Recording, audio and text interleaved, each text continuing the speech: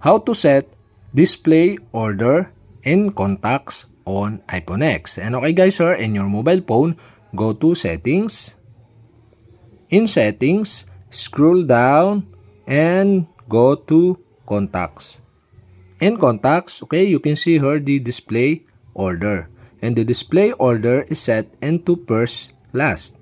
And you can set or change the display order by going or tap the display order, and you can see here the option. So you can set the display order into first last or last first. So I decide to set the display order into last first. And okay guys, note, names in some languages such as Chinese, Japanese, and Korean follow a fixed order and will not be affected. And okay guys, we have successfully set the display order and contacts on iPhone X.